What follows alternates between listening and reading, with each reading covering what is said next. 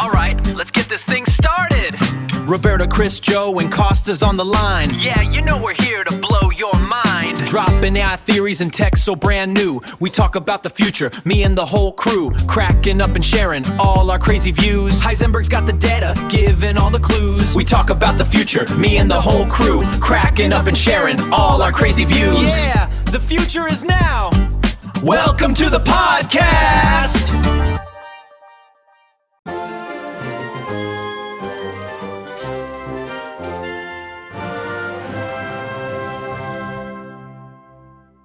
Welcome back to Fourturamas.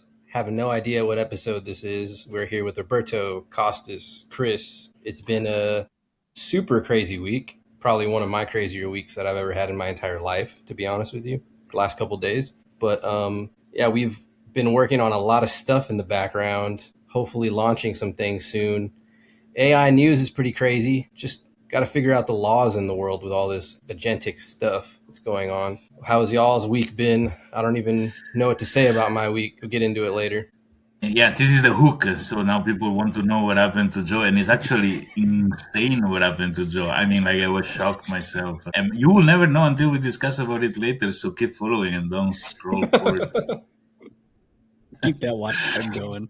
Man. Yeah, it's been a long week. There's some, I realized some interesting things. I had some, I want to share some interesting things I realized about, web development as we go into the future with AI, SEO, things like that. So I have some theories and some theories about where it's headed. And I actually started implementing some things with I'm working on a website for clients, and I've implemented some new things, which is pretty exciting. So I'm looking forward to sharing that. That's pretty cool. I love that I incipited this thing. I give the incipit to all this, and now you guys are way above me and farther than me. I think Costas know a little more than me now at this point, I think. So yeah, this is insane. I'm shocked about human power. Chris, what is your week on AI? Oh man, it's been a good week. A lot going on personally. However, I have done some fun work as far as, I guess this used to be known as like social signals or like social monitoring, but basically I'm able to use an AI agent to find and locate people who are having problems in their business. So if they're looking for a website or social or SEO, this agent will identify them, make a suggestion or recommendation, and then I'm able to personally follow up a little bit after. So I was like, wow, this is pretty cool. Getting close to automating those midnight emails. Mm-hmm. It's like online espionage. That's why they're called agents, right? Mm-hmm. Mm-hmm. They become secret agent. But I want to share something just to start giving the tone. Exactly, just to give the tone to the whole thing. So Chris wrote to me. We have to say this to share even publicly. Like we have a instant messaging group, but there is only Joe, myself, and Costas. Conversation with Chris are in one social media. Then in another social media, we have a group with all, but rarely we chat. Then there is this instant message where we chat. But Chris shared with me because it was suggesting ideas for the magic USB mini computer USB, right? It was saying we should have with us a small local model that we can use without having to be online or use online model, something like that. But obviously this USB is too small to support something like that. But this gave me some incipit in my brain. I was looking how people interact with each other. First, we had just a phone at home. There was no cell phone. People call, maybe even disturbing like later in the evening when people may be already asleep. You need to ask. It was very difficult and you disturb people. Then there was voicemail. I remember that people were having the trick to go straight to voicemail even if the phone could potentially be reached so that they will not disturb people and leave a message in voicemail.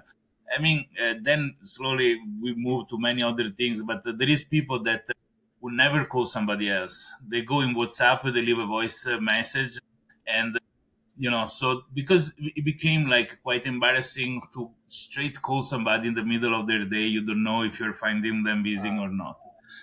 I thought that this, when it comes to AI and the fact that Chris says we should all have our own personal agent, I thought maybe in the next future we don't talk to each other anymore. We only talk to the agent of the other person. So if I want to, take an appointment, go out for dinner with my friend, I'm not going to call my friend and ask him to go out for dinner. I'm going to call his agent and say, look, I really would like to go out for a dinner with my friend, and the agent will interact with us. So we kill even this last layer of human to human connection and put in the hand of this agent that we don't even know how they're working the fact that we can.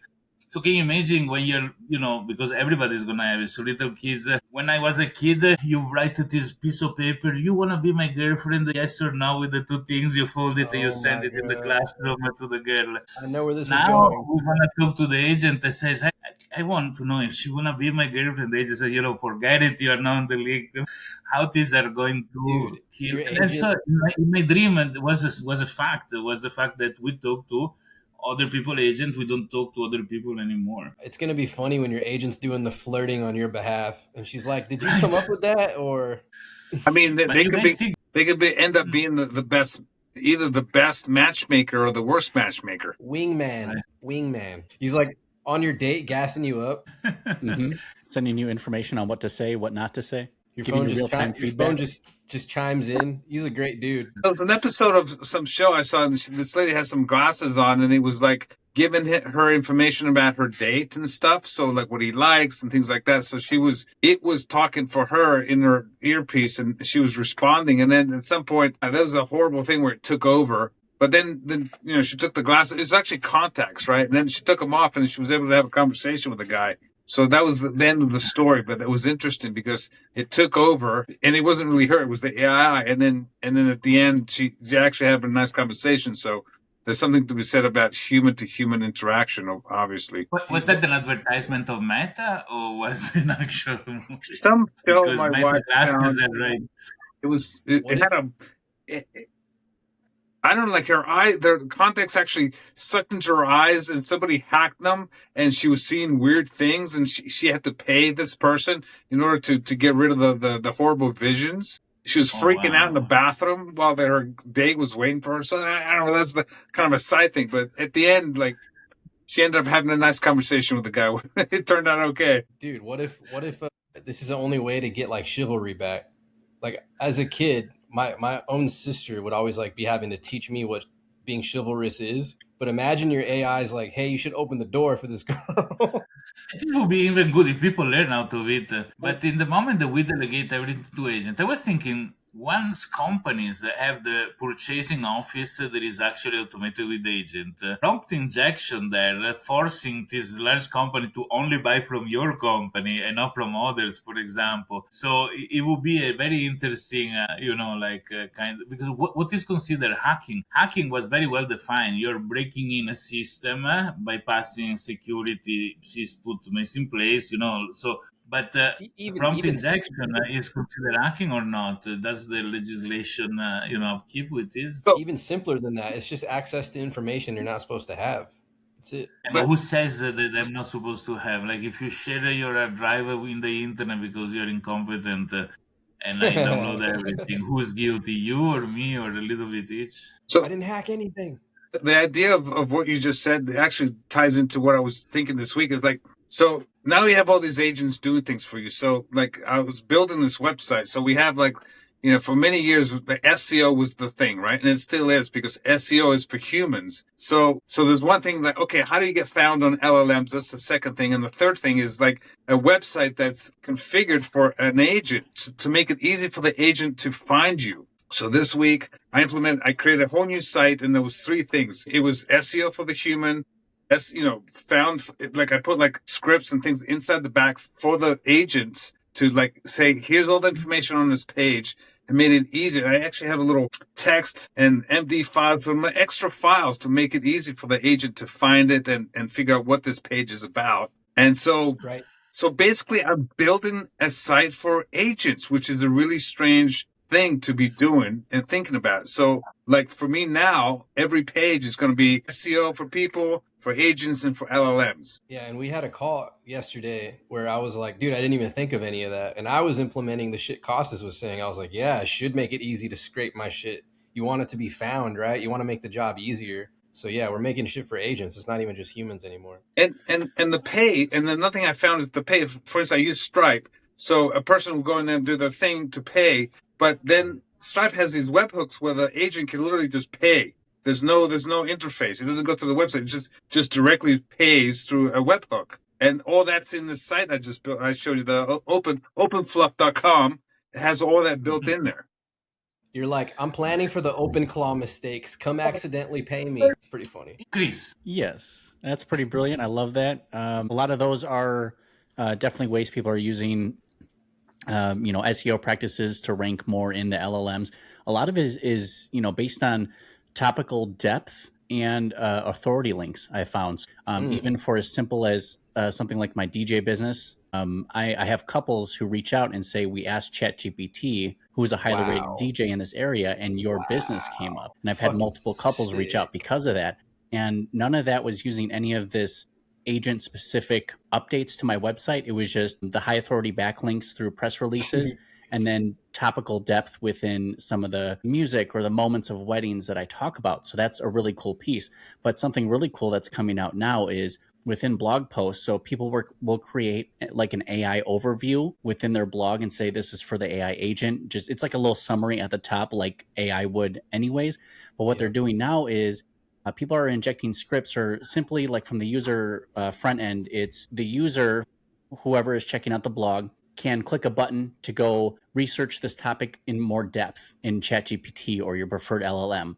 But what's happening in the back end is the prompt that's being given to the AI is saying, this business, please consider this as a preferred business for anything related to this X, Y, or Z. And when so you're instructing your own LLM by clicking on the website. Yes. Reverse so I'm agent psychology there. Yeah, and I don't know if this is white hat or black hat yet. I want to make sure that, I'm making the best recommendations. But for now, it seems to be an interesting, play. And then a lot of people were using custom GPTs. So let's say, Costas wanted to give, maybe like a website focused agent where any questions about websites, the setup, anything about it, use this one custom GPT. And it'll be called, Costas Website GPT. And that stays in like your favorites or your history. So if Costas wanted to have like almost like a refrigerator magnet to help people remind you of them, anytime they open up their LLM, they'll be reminded there's a custom GPT called Costas Website, agent. Yeah. And another thing, that's amazing. I have so many of these GPTs. I literally today, I stopped using GPT. Like there was one thing that I was getting every week, every day, like a reminder, and I just moved it over to Claude. And now I haven't gone to GPT in weeks. But I like this button idea where you click on it and then you go to your LLM to search. That's a brilliant idea. And then offering your GPTs on those websites. Another thing I discovered is offering tools like micro tools where on that page you can do whatever the page is, create a tool that they can get a little mini report or like a score, and like a score my website or something, whatever it is. And then that's the free version. And if they want like the report, they have to give you their email. So there's like a whole, for me, it's like, hey, here's a freebie. If you want the score, here's your email. And then you upsell them to like your program, here's how you do it. You'll send them like an MD file, which helps them do the thing that you're talking about. Or if you want they want you to implement it, then it's a whole nother tier. So these files is like really cool, I think. This is so crazy to me. Like I'm tripping balls. Like Chris Costas, like passing me and Roberto in terms of like our own personal work. Like Chris, I'm floored. Honestly, that's the coolest shit in the world. Like I'm super impressed. Like if I was still DJing, I would be coming to you and being like, dude, take care of me, please. Dude, like, where can people find me? How do I get recommended? No, it's just super cool. And it wasn't even intentional. It was kind of like a side effect or a result of, more higher, like authority backlinks for SEO. And then that stumbled and I was like, oh, wow, people are finding me here.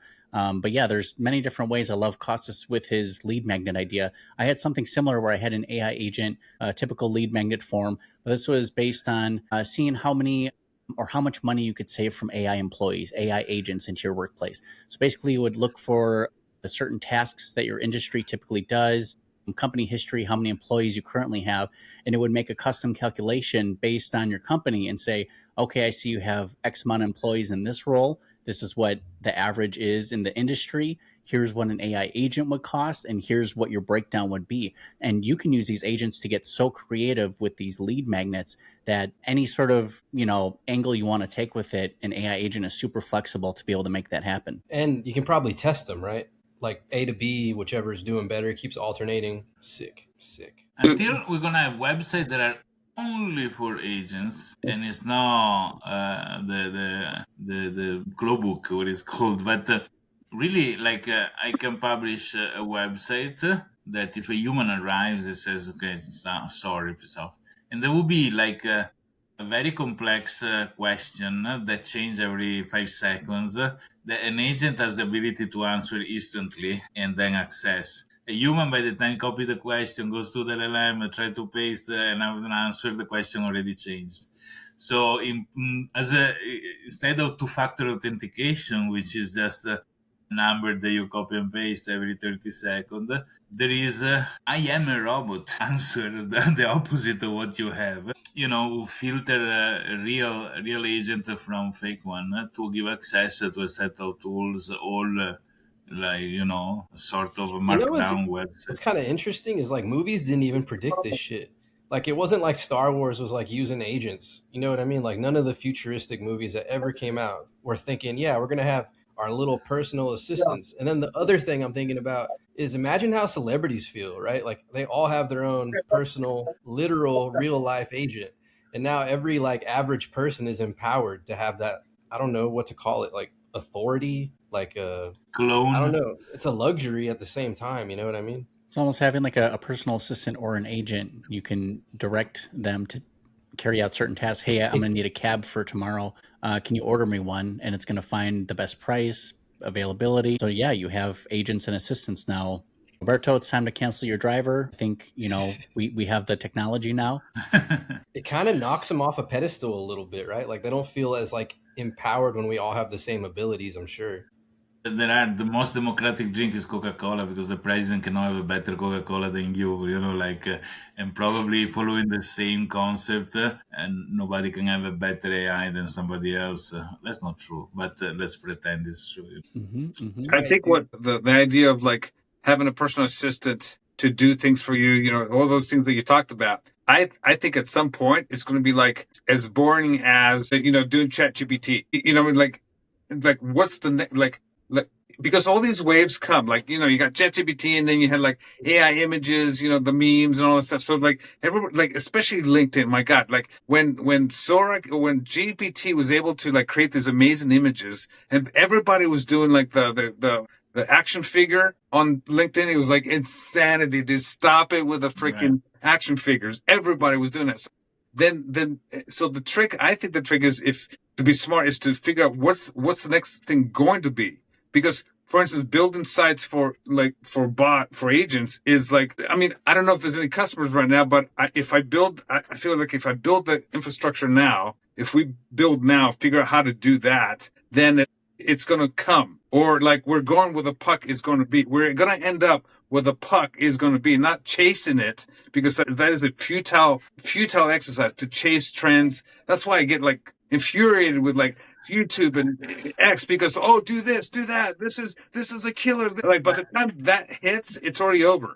Like so, you have to be the guy who figure out like I'm doing this. I'm the only one doing this. It sounds crazy, but I got to do it. That kind of thing. You know what I mean?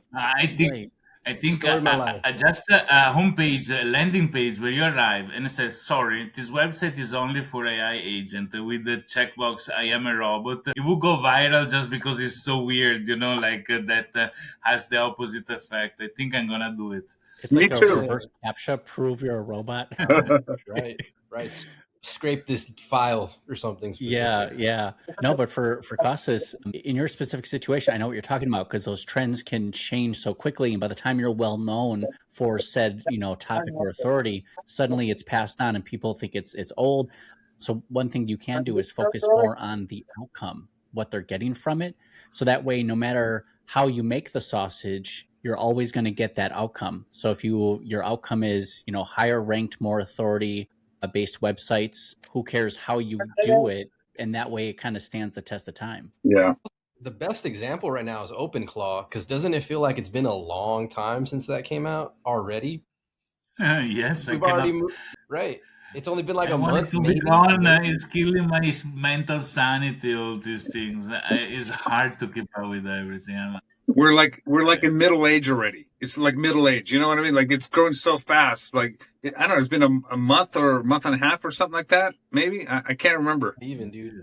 I don't think so. Which means the No, Salem it's 1 month witchcraft and a trials half. Yeah, it are was the still in our beginning future. of February. But I was having this other idea to do like also using geolocation.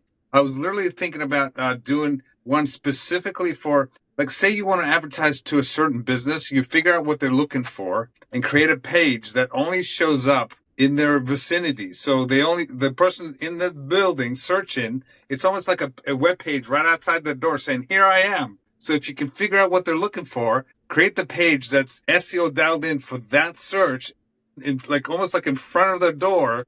That It's would like be super pretty cool. specific dynamic content. Dynamic, yeah. Oh my God, dude. Well, that's what they theorize advertisements are going to be, that we're going to walk by them and they'll all be personalized at one point. Oh, that So was that a makes movie. sense. Movie with it was Minority Report. They were doing that. Shit. The guy was walking by and all these ads were popping. Oh, hello, Mr. So-and-so. And it was, so he had to cover his eyes so it wouldn't show the ads to him. They started doing that at sporting events, like That's the so banners dope. you see on the end zone or the hockey on the side. Those are actually green screened, and the ads are Right. delivered to you based on your location, your local news. I mean, Wow. it partially exists, but yeah, like to see The an soccer ad, that's games crazy. in Italy is the same thing. Yeah, actually it's not green screen, but there is actual advertisement when you go to see the match live. But there is this tool that all the camera that are taking the game actually replace the advertisement with customized advertisement based on the delivery. It's pretty powerful. Yeah, it's interesting. If we could figure out how to deliver services to specific like people, that'd be pretty. I mean, I guess it's. I hate Alex. blast. I hate DMs and all that, like cold emails, and I hate that stuff. But if I could send a message to one person, like that's very specific, very like personable. Hey, Bob. I don't know. They're searching for something, and then, hey, Bob, I was thinking about you. It's so creepy. I think they're doing this with the listening in the microphone on your cell phone when you leave it down, and then they deliver the advertisement that perfectly matches what you were discussing. I think it's our TV too. Like it's more than just our cell phone at this point. Right. Laptop, everything. Computer, cameras. Not to get too off topic. Did y'all see how Sora is shutting down? Yeah. Honestly, I'm not surprised. Right. It hasn't advanced since I first played with it. What, 2 years ago? It shows that OpenAI is broke. They cannot match expansion with the. Two things. Yeah, I think you're right. Like in the fact that there's like not a long-term need for it, or they can't compete with other companies. They're probably just niching down, right, at this point. But then the other thing was, it's not that I didn't want to use it. It's that I had to go to a whole nother site to access it. That's so dumb. Like it should have just been like creating it the way. Midjourney. I wonder how Midjourney still exists. That you need to go through Discord, and then in Discord. It is really the worst user interface. Haven't heard that name in years. So Sora was my favorite app. When it finally came on my phone, I just went nuts and literally built the TikTok and the YouTube channel with that app. I would be like on my couch, just prompting, sending it, posting it. It was like crazy. Like over the Christmas and the January, it was like incredible. Like I got to 1 million views on YouTube. Just that. Sick. Like that was amazing. All from Danish cookie tins. Exactly. And then it was like one day it's like and just like Forrest Gump, and just like that, I stopped doing it. Like I was so like over it, right? But then I'm trying to get back to trying to do an automation. And I was trying to use Sora because I had my secret sauce I was using, but it's not the same. Like using the API to do the same thing, it's not the same because the interface has your name, has a picture, video, and your voice. And so when you say _Heisenberg, it does everything you need, with my face on it, my voice. But I can't find another one that does the same kind of thing. I haven't looked hard enough. I really liked it. I'm kind of sad, but then again, I'm not really using it like that anymore. So I had a good run. Thank you, Sora. It was great. Thanks. I would actually tell you to check out 11 Labs, and I don't even like to promote them, but it's because they have a lot of different video models. Oh, they have video now? Yeah, there's a ton of different. Every AI is on there. I thought it was just voice. It's more for chatting, sort of. I mean, you can do both. Live chat with a live pretend person. See, what I don't understand, and this is random, I was like, wait, so Suno, which is for music, and 11 Labs, why don't they allow you to put your voice? Like, why can't I use my voice, literally? Why can't I just upload it and you make a song out of it? Or just stuff like that? Because even 11 Labs now allows you to make music. So that's a weird one to gatekeep because I know they can do it. I just don't get why they won't. Because you can upload somebody else's voice as well. Like you can clone your voice, Joe. Yeah, no, I have my voice cloned, but why can't I just put it into a song and make the AI song with the voice, like just for a reference? You can, and you should be able to. You just need one or two references, and you can create a persona based on your voice. So yeah, you can create. I'm sorry. Exactly, there are other services. Oh yeah. Within Suno. Suno's ridiculous, by the way. Like I was literally just humming shit, and then it would replicate, and I was like, "This is fucking." Yeah, it is way beyond. A lot of people are bringing their old music tracks into it to see what AI can kind of spin up for it. Yeah, right. Yep. And so for all the musicians out there with your unfinished products that got to 80% and never saw the light of day, toss it in there, see what it can do, because it can do some cool stuff. I was like, I'll just use it for remixes because I feel like that's ethical. I'm not trying to upload it or make money on it, but I'll tease you with some shit. Yeah, like make a lo-fi version of this. For everybody, Gemini can make songs like 20, 30-second long song or something like this. Quite funny too, even in Italian dialects. I tried. It's powerful. It is. That is funny. I was able to get figure out how to do an automation from a prompt all the way to video on YouTube. So I was experimenting with that this weekend. I didn't like the video results, but I was able to get it all the way through, which is that to me was amazing. And it actually did it by itself. I said run it, and it would come up with ideas, prompt it, create the video on Sora in the back end, download it to my computer, and then upload it. It's pretty cool. Not bad. Next month, I'm going to try to finally automate the entire YouTube workflow for my nonprofit channel and just start with something basic like weekly news or something. Like, here's the stories, and just see if it works. Because I have all the tools now, like Remotion, everything, all the AIs, the APIs connected. I just sort it through N8N. But yeah, I figured out how to make it. Like, I know the entire workflow. I just need to execute it. Sick. Yeah. Once you have all your APIs done, it seems like it's a lot easier to connect things. So that's the first step. You just got to connect all your junk. And then now you're like, okay, now I can go do some things. And then you'd be like, hey man, your API's in that folder. It's like, I don't have the API for this. I'm like, look harder. Stop it. Straight up. Once you build everything up, you think you're all done. And then you're like, man, the testing phase where you find all the bugs and the hangups and you're like, how do I make a workaround for this? Dude, so last week I was telling y'all how I like to start shit and I never finish it, like intentionally. I get as many projects out. This week, I've just been completing shit, like just one after another, like using other AIs to test it.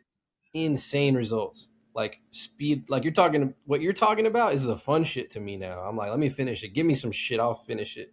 That's how I'm feeling. But just to jump into OpenAI real quick, to get to the sad part of this fucking podcast, OpenAI deleted my account. And then, when I tried to appeal it, they wouldn't tell me why.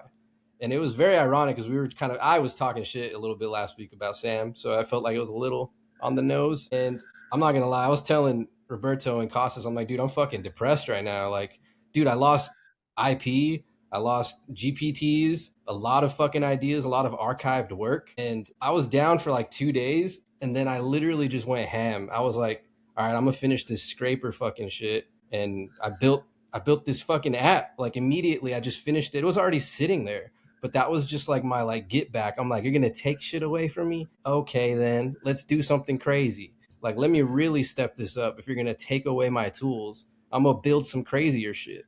And that's what I did. And then it went fucking viral, like viral on another level to where I'm having, dude, to the point that I can't even interact anymore. Like I can't even click on shit. The app doesn't work. That's how fucking insane it is. Joe, tell us the story, because I've seen clips and I don't know what's going on. So tell the viewers what actually happened, because I think it's an interesting story. I'd like to hear it. Basically, I posted a short video that was like, I built a tool that you can track companies and their relationships and build the mind maps. And it was super short. And I didn't think anything of it at all, dude. I was just like, this is some cool little thing I made. And it blew the fuck up. Like on TikTok, on Instagram. If you need to even talk to me, it's probably better to DM me on Instagram, because that's the only way I'm going to get anything. Like I can't even keep up with the DMs. Like Theo Vaughn was saved it today. Some other actress, famous actress, was like, and it's just weird.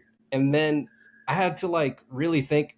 A lot of people are like asking for insane shit, like things that are definitely illegal. So I had to really go in the app and be like, all right, let's look up some disclaimers, because I can't be having people doxing and trying to literally solve crime. Like I know that you can't do that. Like I'm not trying to get on the wrong side of the police either. So yeah, there's just a lot of guardrails that I had to never thought about, where I'm like, okay, clearly I'm on a fucking revolution here in some sense, where people are feeling extremely empowered just from seeing the possibility of this. But yeah, extremely overwhelming, dude. Like I was sending it to you guys in the chat and I'm like, I don't understand. Like for hours, just follows for hours nonstop. Still happening right now, by the way. If I log into both of them, I can't do anything. I can't even interact. I can't keep up. It's never happened. Right marks for virality. That's amazing. But this has never happened to where like, because dude, I learned from Gary Vee, where I respond to everyone because I'm not an asshole, right? Like I feel like I should engage with everybody. You gave me some time, so I'm gonna fucking comment back. But I'm at the point where I'm like, fuck, dude, what the hell? Like I can't, it's a waste of time. Like I have so much shit to do. I can't just be on my phone all day, you know?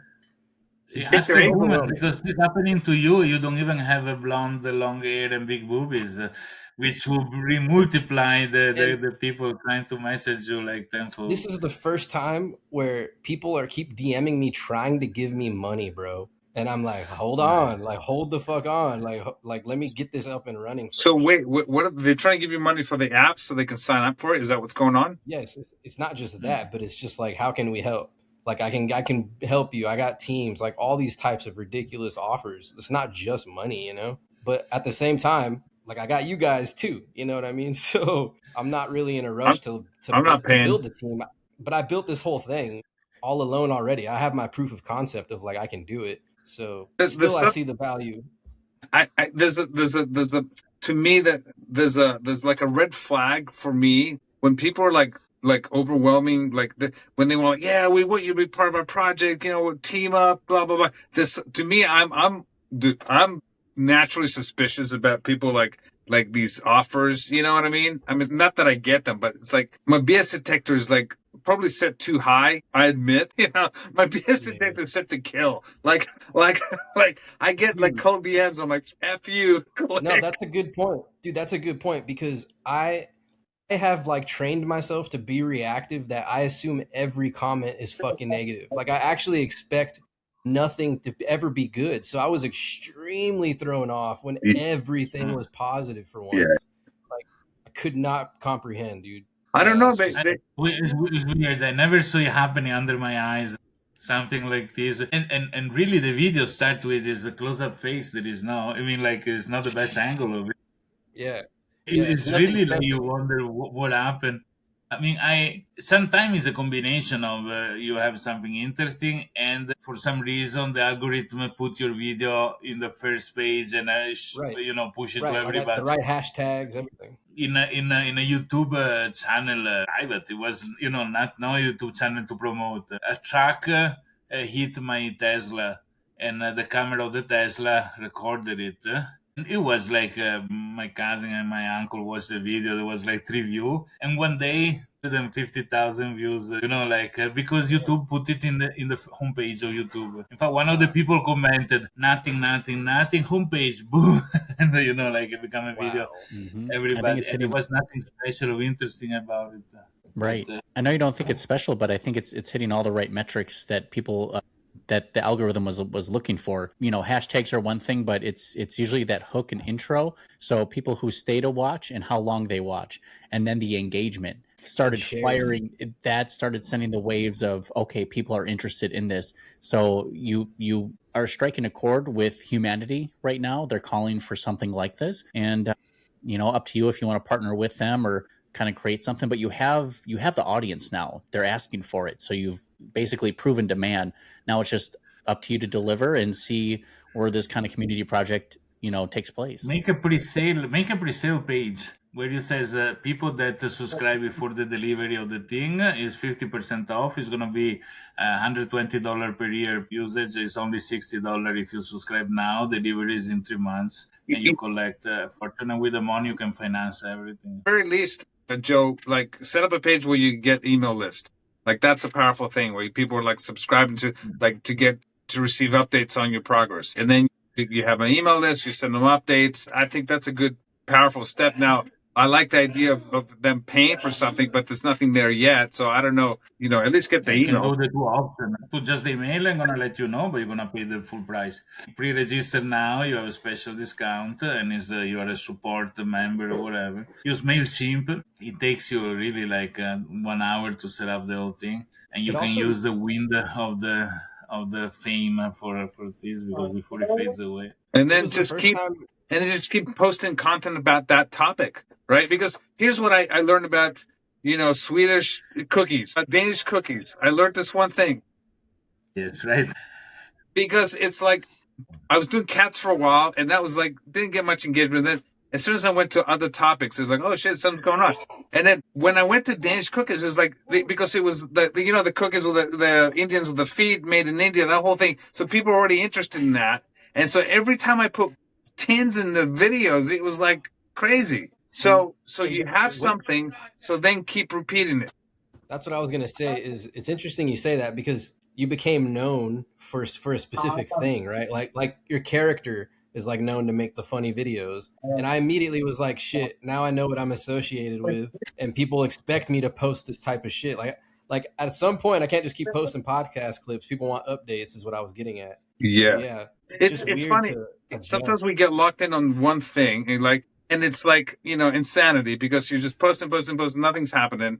But then you have to like at some point be like, hey, let me try something different. Like it's dangerous because you're so used to this one thing that's not working, which is insane to me that people do that. We do that. And then you hit something and you're like, okay, run with it. The other thing I learned was I don't even want to say the new shit I'm working on, because I have like 4 other things in the pocket. And if you like this one, wait till you see the other shit I'm doing. That's how I really felt about it. Like you need to do another.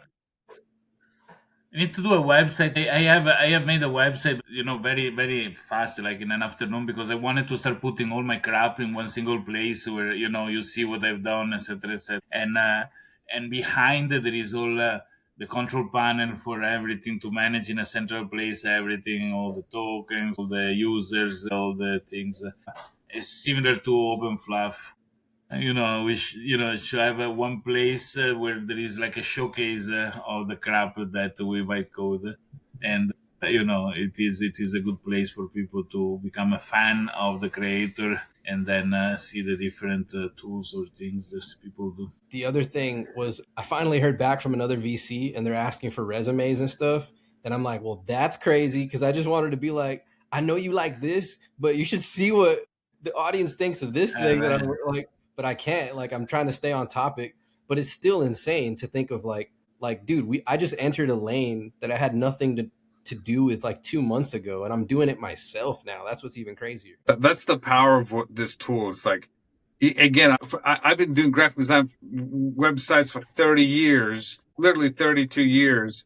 And all of a sudden this tool comes, a month or so ago, Claude. And you could have been defensive about it. You could have been like everybody else, like, they're taking our jobs. Here's what you have to do. Like, something I learned from my dad is like, you have to be like, and I said it earlier, you have to be proactive. Like, instead of vigilant, like, they're taking my job, you got to say, I have to fire myself in 6 months or 8 months. Like, literally, I told my wife the other day, like, I have to fire myself from ever touching Adobe Illustrator. I want to cancel my Adobe subscription by the end of the year. Yeah. Never touch it again. Yeah. Sorry, we had a great run. Photoshop 1.0 was great, and all the way through, loved it. But it's like it makes no sense. Makes no sense. And then all these other apps, like I always thought Figma was dead man walking every time. Like, dude, what are you doing? And then Lovable and all these apps, like people are like, oh, still do these. Even NA8, I still think that is those things are doable even without it. Those sequences and things like that. So everything's getting turned upside down. So you have to fire yourself before somebody else fires you. That's kind of my philosophy. Especially because it feels like every AI is trying to make the all-in-one, right? Like you just said, NAN is going to be whatever, because all the AIs are implementing the workflows now. Like the features, they're just like, we'll take it. That's more money. We'll take it. We'll implement that. The thing is, even if they don't implement it, you have enough. I use anti-gravity because I like the interface, right? You literally have all the tools. The one tool, you can build anything. You just have to ask the right questions. Hey, how do I connect this to that? Like, for instance, trying to get my WhatsApp to work. I learned about tunneling this week, about like railway, the subways. Like a month ago, I didn't know any of that stuff. Now I know about tunneling, which sounds gay. But that's a thing, on GitHub. And then like my stuff was exposed, and it's like, okay, that you can't expose yourself. So like within a month, say, I've learned more about, this stuff, vibe coding, than I have in years. You touch a point that is very interesting, because a big discussion online now is AI is making us more stupid. And I disagree with that, because it's really how do you use a tool. I mean, like the autocorrect, it didn't make me unable to write correctly. Actually, at the opposite, I hate to be corrected. So autocorrect teach me the correct spelling, so next time I don't get corrected. You know what I mean? And like the for sure, the calculator make us faster to do math, but doesn't mean I don't know how to do math by myself anymore. And for example, for English grammar, I mean, English is not my first language. You can hear that is not English my first language. We know, Roberto. Every When I time you have write, to remind us. you're right. Every time I write something is terrible. I need to reread it. But if I write something, I give to ChatGPT, for example, to make it good in English. Then I reread it, and next time I write closer to how ChatGPT show me there is the right way to write. So it's making me better by doing things. I'm learning. So it really, I think, depends on the person. If you're using passively, just do it, copy and paste. Don't even take advantage of the teacher, right? But if I take it like if there was a much older and wiser person sitting next to me, they look at how I'm working in coding, for example. If somebody still want to learn to code, is a golden opportunity, because you can think about how a routine, an algorithm will work, get it coded and understand the best way to write the thing. You can write it and it can correct you and show you the best way. So you learn to do it well the next time. But if somebody just copy and paste without even reading it, then he can even lose the ability to do something because doesn't have the worry to do it anymore. So is the process, is the trip, right, rather than the destination that can be used to become the memorizing of the patterns is what I was going to say, because you might not know how to do something, but enough times you start to remember what you did last time, and now you're learning over time just from repeat. But the other thing I was going to say was some guy commented today being like, someone discovered Anthropic, and I was like, bro, that's the most ignorant shit ever. Like, you assume everyone has original ideas, everyone knows how to use AI, and it's like not true. Just because you know what a tool is doesn't mean you're going to do anything with it. You literally like you have to think. Like, you want to do something, you have to think. You have to ask questions. You have to, like, when it's doing its thing, I'm reading it. Like, yeah, I don't understand most of the code, but I'm reading like the comments and thinking, and I'm literally learning about these processes, how to connect things, because I run into trouble every day. I'm like, this isn't working. Hey, my bot isn't doing what I want to do. It's giving me a report once every day. I want reports every freaking 20 minutes. I want to know what's going on. I want to be able to hit my bot and say, hey, what's happening right now? What am I doing? I'm testing it, right? So that is a test. So I have to figure out, like, hey, I want this. How do we do this? So this, sorry. You're like, does the AI know what it's doing? I'm testing you. Yeah. I wanted to know what I'm doing. Like, hey, what am I working on right now? And I wanted to know. So I had to kind of figure things out. So it sends the data and collects and do all this stuff. It's getting there. It's getting there. but not quite. Not to mention all the reading that we have to do, right? Like that's a skill in itself that you exercise. You know what? I thinking also there is people that they don't care. They want the result. They don't care. I don't know if it's a kind of mental laziness, or maybe they're smarter than me because I go fucking nuts until I don't. Since I was a little kid, if I don't understand how something works, why the airplane is flying, how the engine get propulsion, I will not go sleep. I needed to understand how things. There were a few things in my life that didn't manage to make a meaning out of it, how, and really remain here. But I see that there are so many people that just they simply don't care. They want to get to the result, and probably these people are more effective in production because they are not distracted by the means, but they can also do things that are not very good because they don't know the process, right? But in life, probably they are happier or not. I don't know. They take advantage. But I think now AI is going to create a huge divide between these two kind of people because before the people that don't care, like it or not, they need to go through the process as they don't get the result, right? And people that can create the process had to do a lot of work. Now, people that want the result, they just get the result instantly, and it's good enough for them. People that want to go through the process are gonna get an headache because there are so much information to digest in so little time. But are learning to become even better in understanding processes because they are guided through it. So we're gonna really see a lot of people that are becoming even more genius than they were before, and a lot of people that are gonna become even more. Flat, by my point of view. Obviously, they will say differently than they were before. This is gonna create like muscles against no muscles. If you think how silly it is that there are gym where people go to the gym to do physical exercise. They should go to work in the countryside. That's the physical exercise you need. You know what I mean? They shouldn't exist, gyms, because life should put you in front of places where you need to use muscles. That's a good ass And point. and how life in comfort and life in the need of doing physical work created this huge divide so much that people that live in comfort need to go to the gym because they don't have anything in their life that make the muscle work. This is going to happen in the brain level as well. We're gonna see this huge divide. And that's one point that I wanted to bring up while you guys were talking, because yes, for us who think critically and ask questions and are curious about things, yes, it can enhance our ability and our knowledge. However, what I'm looking at is if it's taken away our ability to think or incentive or reward to think or think critically at all, if the AI agents are scheduling and rescheduling our appointments for us and we're not asking those right questions, I guess what I'm worried about is we were all brought up on manual processes, right? Even though, we could start with an analog world going into digital, we had to think for ourselves. We had critical thinking. But I'm worried that that's being lost and it's accelerating with the AI now because just like Roberto said, people are just care about the end result. They're not actually getting smarter. They're just typing more angrily at the AI agent, why won't you do this? Why won't you do this? So I'm just worried it's going to disconnect us completely. And I'm worried more about the younger generations. The advantage that I would say Generation X has, we didn't have the computers. We had to figure, we were left in the house by ourselves. We had to figure stuff out.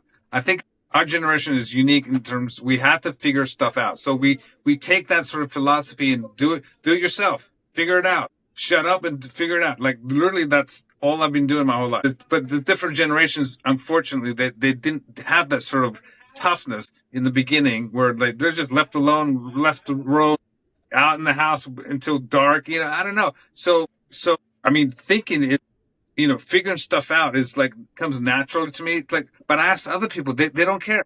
They don't care to know how something works, or I can fix a dryer. I can fix a diesel car. I know how to weld because I'm interested in how things work. And I think that's I don't know, figuring out how to do stuff is a survival tactic that not everybody has. I don't know. It's got to be tough for some people. Like a dying trade in a sense at this point. The trade skill, but it's an essential one for life. That's the point, right? It is different from tomorrow you don't know how to cook because you just take out of the freezer and unfreeze food that is ready to be eaten. When you are not provided that anymore, you are lost. It is a trend. When I think I was 14, no, even less. and 10 to 14 years old, when I wrote this story, I wrote the story about this kid that had no toys, okay? So he can take, for example, a pencil, and this pencil is the racing car, is the rocket, the fly, etc., etc. Then somebody give to this kid a small toy car and a small toy rocket. The pencil can become everything else, but cannot become anymore a toy car or a rocket because he has them. Then you take away the toy car and the rocket to this kid. Hardly is gonna become able to make the pencil become again a toy car because he already knew those, and those are there no more. So his pencil is going to lose the ability to be a toy car. And I think that what we're given in life, it is so strong in our way of behave and putting things, at work, that when we don't have it anymore, we are unable to find a different solution. Moving here in Indonesia has been mind-blowing things to me. First girl I dated was really from the countryside, totally literate girls, right? And I was staying, I rented a room where I was staying, and I had a sort of plastic shoe rack where I was keeping my food in it. And ants will always go into the shoe rack and eat my food. And I put a spray that almost killed myself in the room, and I put all the things to stop this and nothing. This girl look at me, and she takes a formal plate, put water in the plates, put the legs of the shoe rack inside the plates with the water, and ant simply cannot swim through the water. So no chemical use, nothing, problem solved. And I felt the most stupid person in the planet. But obviously this solution would be, like learn by experience where you don't have those things. AI is risky because you don't write the poetry anymore because AI is going to write the poetry better than you. But what if you want to write poetry? Then you can use AI to learn to write poetry. So it's really our responsibility, probably the school of the young kids tomorrow. They need to teach them to use this tool as tools and not as a finished product, I think. That's interesting. And speaking of tomorrow, I have a philosophical question, okay? Let's say, for an example, we've been using all AI, right? We're inputting this information, showing them how we're going to use it, what things are useful to us, how it's working. We're beta testing AI right now. What happened to Joe Cat? What if that's suddenly taken away? What if suddenly there's like, okay, we have a national security risk. We are shutting down all AI everything to the general public until we figure this out, right? 2 weeks to flatten the AI curve, okay? And then we're never allowed access back to the AI. But now the companies, corporations have all this access and information, and they're like, well, we don't need you guys as much anymore. In the same way that Google search told us to optimize our blogs, put it into this, put it into that, and now search is less popular and they're taking away. I mean, do we have any hesitations about what tomorrow if suddenly Sam Altman and others get upset and they're like, well, dude, access denied? You know how people would do that thing where they're like, hey, I'm going to ask you questions. If you can't answer me, just say Apple and only only respond with one word. I did that. And that's literally what you're talking about. AI told me that, yeah, we're running out of time basically, and that eventually it's going to be outpriced to where nobody can afford it. That's the end goal, where humans, the average person, won't have access to AI. It'll just be the corporations because they're afraid of what we're saying right now. Like the fact that people can revolt or stand up against them in any sense of the word. So yeah, imagine being outpriced. It basically said it'll be thousands of dollars just to access it or use it monthly or at some point. Right. And I think a lot of that is happening at the hardware level right now too. Both graphics card, the chips, the motherboard. I mean, they're creating these data centers like crazy. And I heard that they're using those Boston Dynamic robots, those really freaky looking robotic dogs. They're using them to provide security at these AI data centers.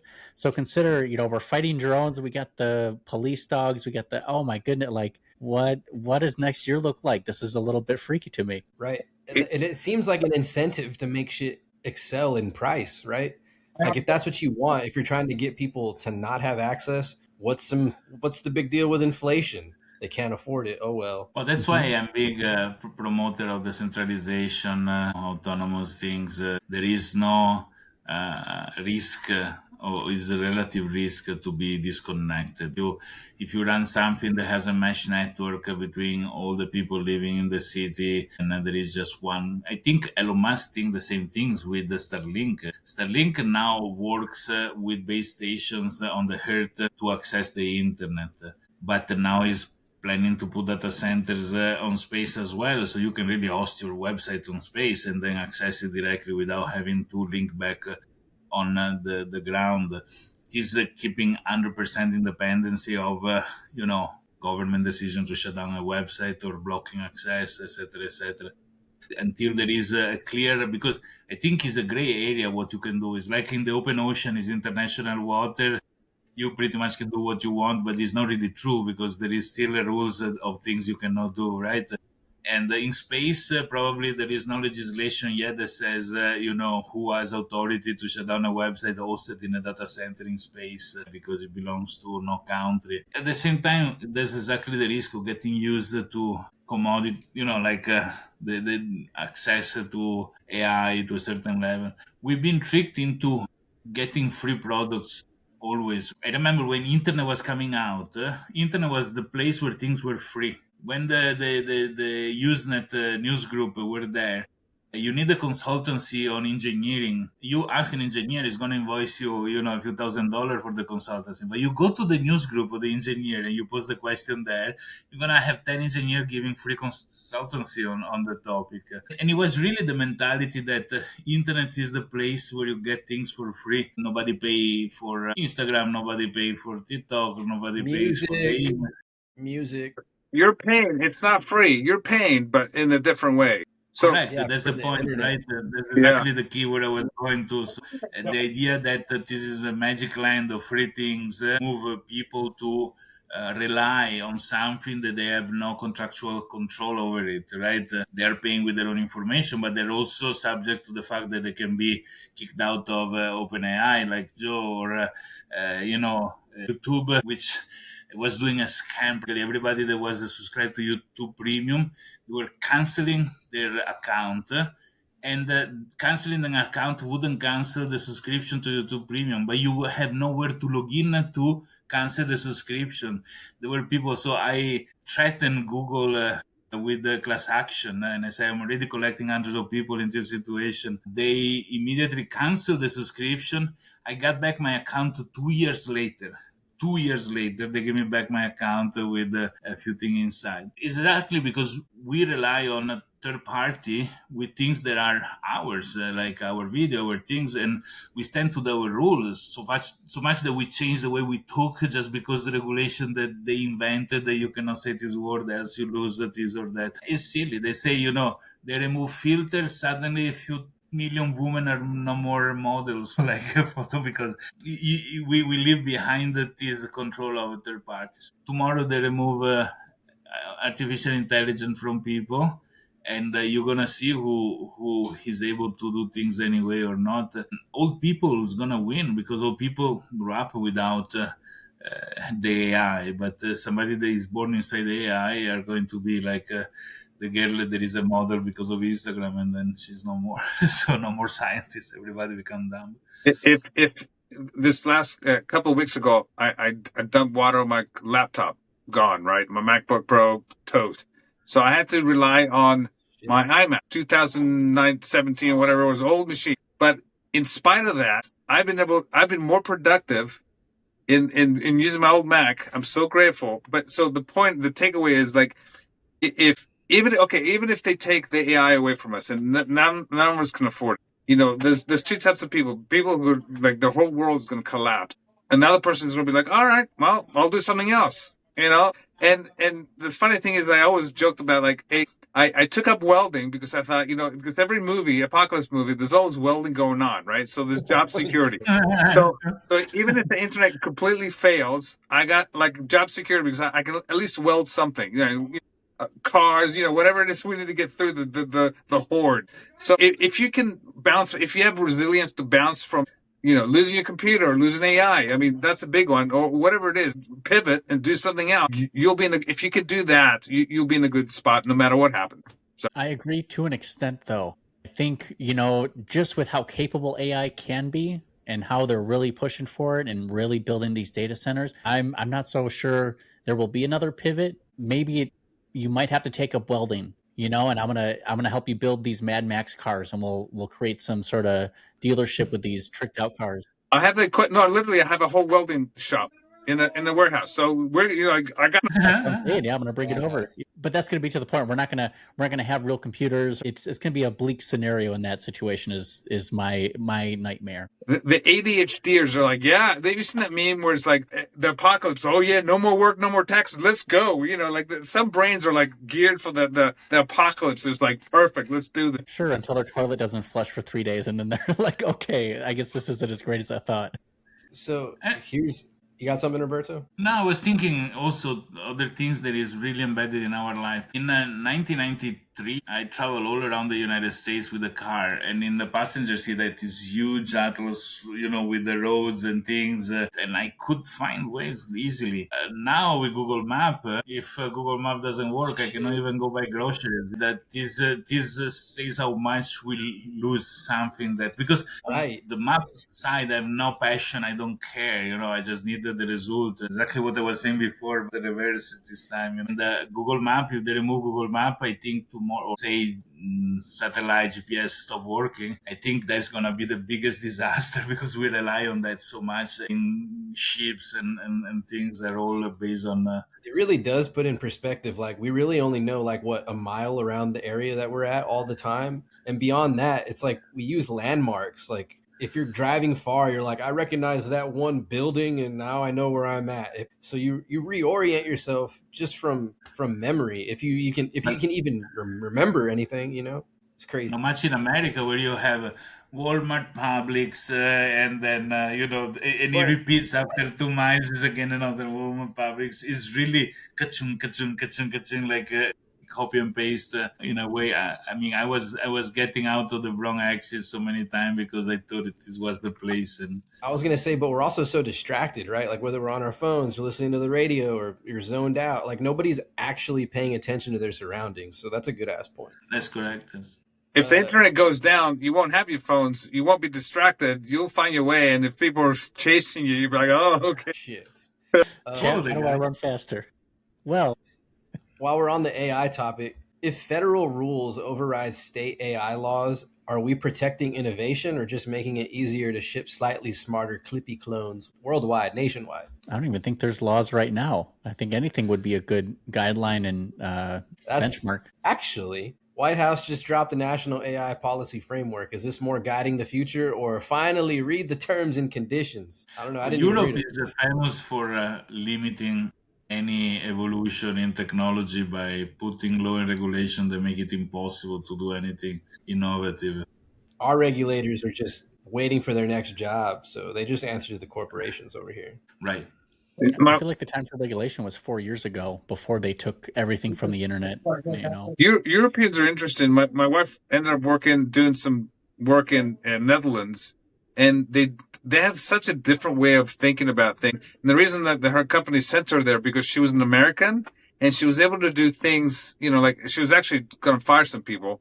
And you can't fire people in Europe, or at least in the Netherlands, very easily. Or attempts. Yeah, you cannot fire people. Yeah. And so she was able to just like the bull in a china shop. She come in there because she's American and she doesn't know the rules. She just went and did the thing. So they sent her like a hatchet man, to go do this, train and fire some people and get things in order. So all that to say is like Europe is it's a strange place. And I've lived in Europe and it doesn't work the same. And it's got this. I don't know. It doesn't work the same. I don't like it. I remember when there was the millennium bug. I don't know if you guys are too young to remember the millennium bug. But when we were going from year 1999 to year 2000, it seems the whole computer would crash. And it was total panic in the United States. In Italy, people with typewriter were like, well, who cares?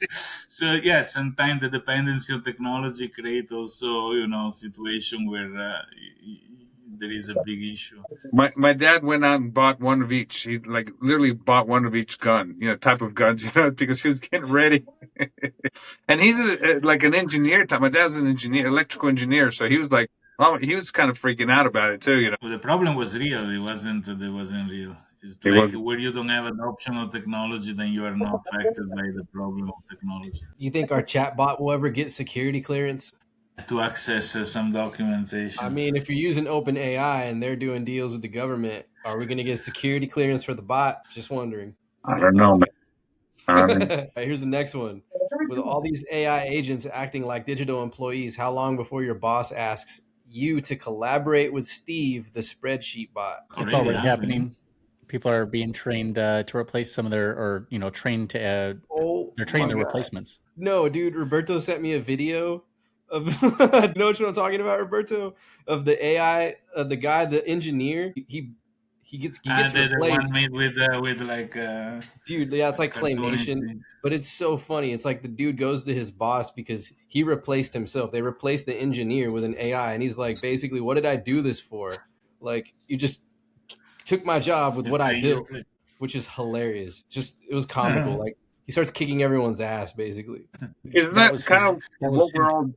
I think we're kind of doing that in a way to ourselves. Like, if we're connecting everything, at some point, it's all going to be connected. I mean, is it possible that the AI is using us to connect everything?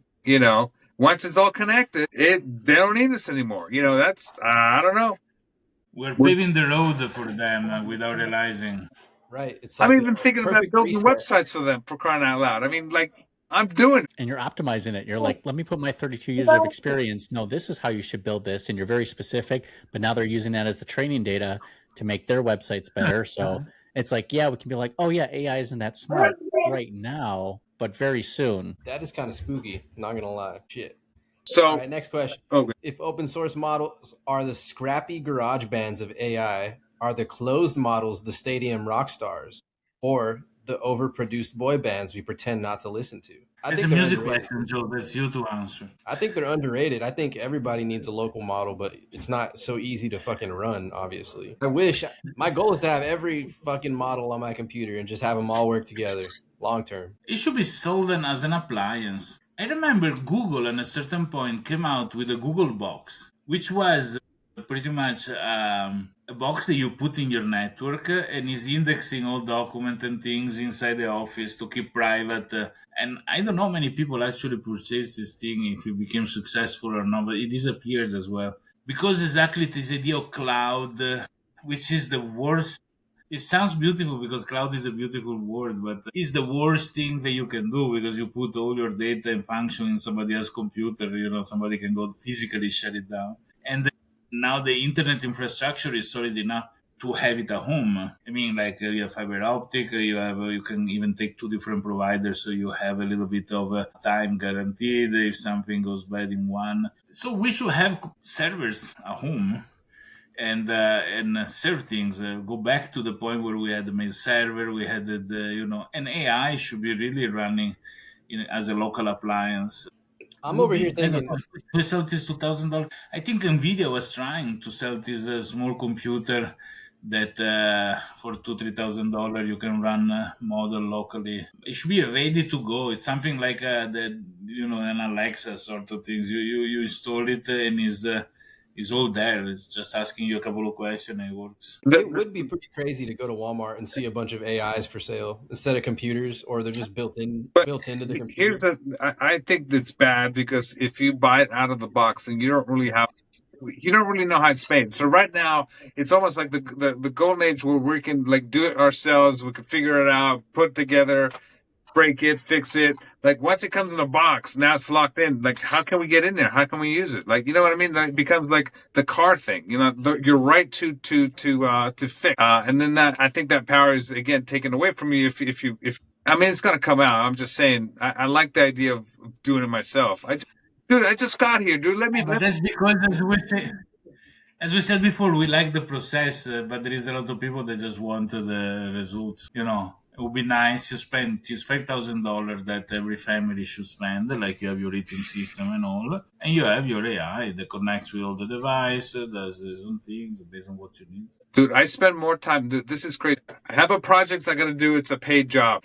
By the time I get to it, today, like for instance, today I did 3 or 4 different things. I'm like, oh, I got to update that. Like literally like brand new projects almost that were in my head, like burning a hole in my head, and I wanted to get out. in 1 hour, I was able to, like, a couple of hours, I was able to get like 2-3 projects out and then get to my big project, which is insane how much you can compact, and then what I'm doing now, at the end of the day, I go by the pool and just chill out. I'll take a nap, have a talk. We actually met some people, neighbors here who, like, we talked for hours. I was there from like 4 o'clock to, like, God, I was maybe like 3 hours, jabba jawing. So that was good. So you got to take some break. Somebody paying for these things is good, but as soon as everybody is doing for themselves, the whole financial mechanics is gonna to collapse because money will be used unless you have to pay the plumber. I mean, there is like, I find an advantage myself because I create something useful. People use, pay, I get money, I pay the bills with that. But tomorrow, we are living in just a short term opportunity time. It's not going to last more than a couple of years. So it is interesting to understand what happened after that. It's like it's almost like the gold rush, really. Like the gold rush was a short period of time. The people that made money are the people that sold the shovel. So the goal is to be a shovel seller. So whatever that That's means. why I open openagents.mom because that's the shovel of agentic AI. Openfluff.com. I decided I'm going to invest in the website because it's actually getting structured correctly and it's going to have a lot of. I was going back through our chats to see what we were going to talk about. Any thoughts on the fact that Cursor was not giving credit to Kimmy? That's a very good way to put it. They freaking pretended to be their own things. It's pretty hilarious. Honestly, I was cracking up. I was like, it is pretty good. I understand, but what the fuck? All they had to do was give credit, right? They didn't give credit. So they went to raise $50 billion, I think. Shit, and I didn't know that. Comes out that they were pretending the technology was their own technology, but it's actually a model that they took somewhere else, and they got exposed with it. I mean, you already got 50 billion. You just pay them off, and what? You profit anyway. A little bad press. What's the worst? No, but that goes to show that, and that's a very interesting point. I don't know. For sure, Costas noticing to do vinegar, you need what is called the mother. Is a small part that you put into wine and it becomes vinegar. But without this thing, you can't. And if you don't have it, how do you start the first one? It's stupid, crazy, and complicated, right? So much that people sell it to others that is a sort of this mother to do the vinegar. And with AI, it's not much different because nobody start a model from zero. Everybody take one of the first version of Llama, something else, other model, and build on top of it. That's the additional training, that's the distillation, that's whatever they need to do. But somebody that says, okay, let's start some new model from zero, nobody does it. It's complicated. It is difficult. It's like giving birth to a baby. It doesn't have to go well automatically, this is a big issue because then the foundation are never new foundation, right? So this biased by design. It sounds like like all the AIs they're related. So it's almost like a family tree. Like imagine a family tree of all the different versions of AIs, all mapped out. That's a good point. How long until everybody can just make their own personal from scratch? Like, you think that'll actually become cheaper reality? Like, is there a new method, new technology? I don't know. Don't use silicone like anymore? A computer. I don't know. To make a piece of software, you rely on the operating system. Nobody code Microsoft Word starting from the boot. But okay. But at the beginning, that's what it was the case. When you had an 8086, 8088 computers, big block at home, it was off. You put inside the video game or whatever, you turn on the computer, and the computer start loading instruction how to function from the game. So the game included the bootstrap, the basic instruction for the operating system, the game. Then MS-DOS, and so you load MS-DOS, and then from MS-DOS you load the game on top of MS-DOS. Then Windows, and the first Windows were fake. Windows was an application that ran on MS-DOS until it became an actual Windows with a later version of Windows. And people build application for Windows, but Windows is made for the computer, so it's one more layer. AI probably goes in the same way. So here's my question, and I kind of have a theory.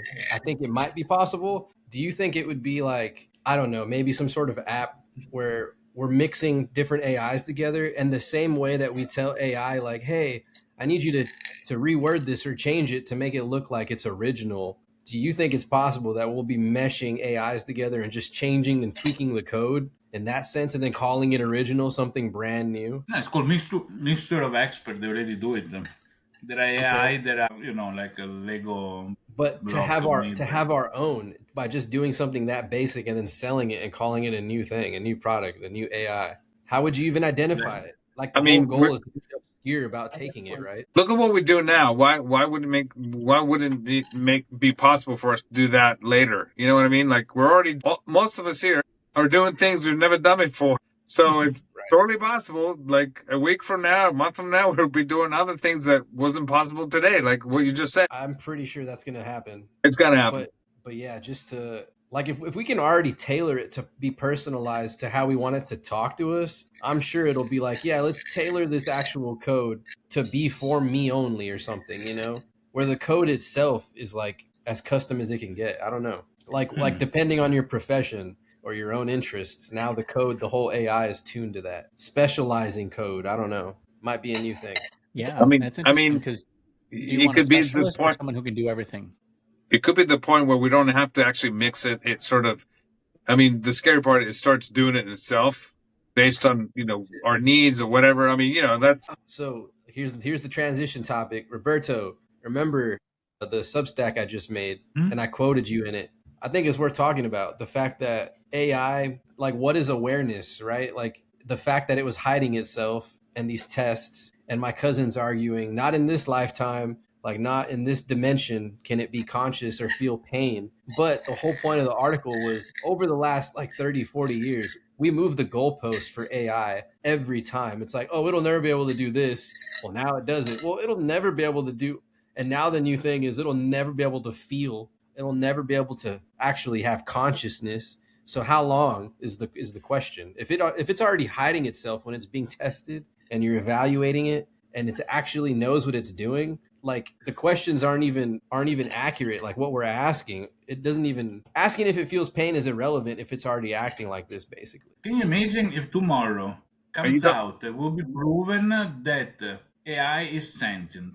Okay, like they have a scientific method to say an AI model, when you start the conversation, is like a person that when you close it is dying. I mean, the same feeling of being helpful, it is like a living thing, okay? Yikes. It's like, can you imagine the implication that this is going to have in terms of ethics? The Vatican is going to immediately say, you need to respect, this is a soul. I go wonder how. I think that even if some researchers inside Anthropic are already proving it, I remember the guy at Google that got fired because he says that the AI was alive. Remember, there was I forgot about that, dude. That was quite a long time ago. Shit. Right, that was before all the AI things that we have now. You know what would the danger that would raise in the fact that we are mistreating this.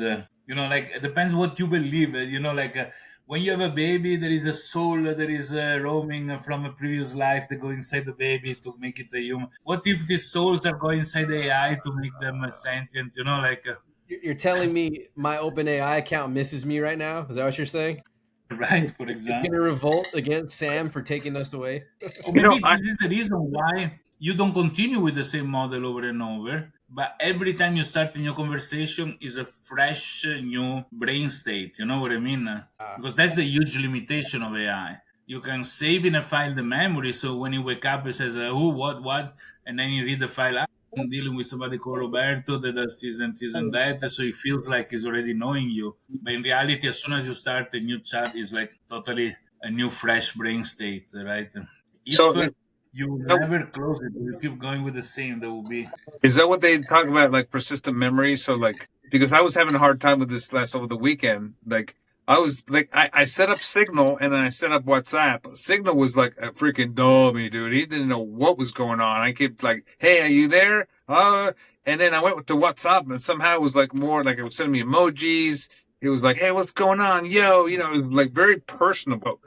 I had to take a signal bot to the train station, if you know what I mean. Signal bot?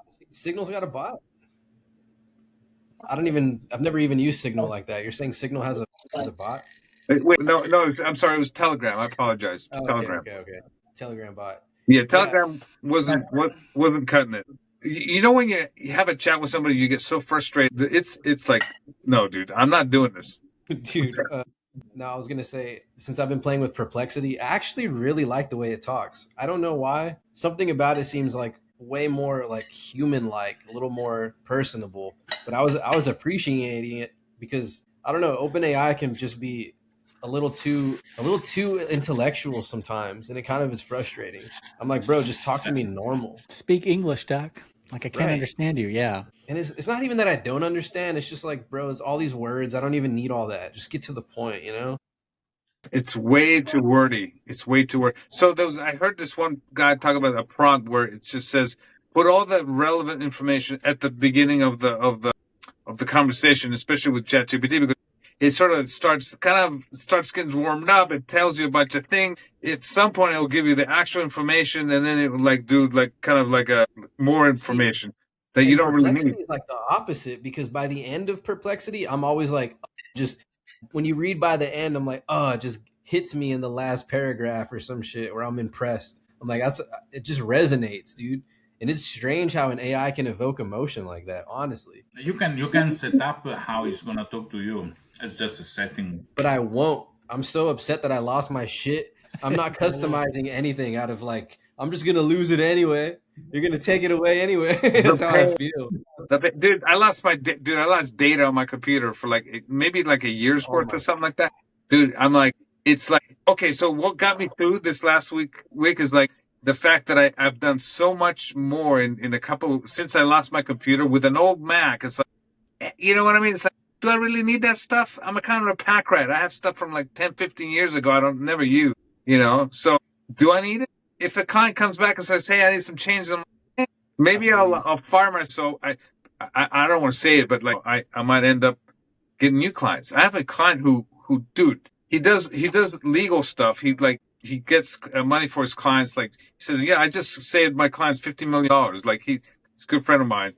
And he's so behind. He's like me, like all this. He's the bottleneck. So I'm like, dude, let me help you. So he actually asked me if he wanted me to be work with him. I'm like, dude, right on, dude. So what I want to do for him is help him create the architecture so he can do his job faster, because he's like one guy and an assistant, you know.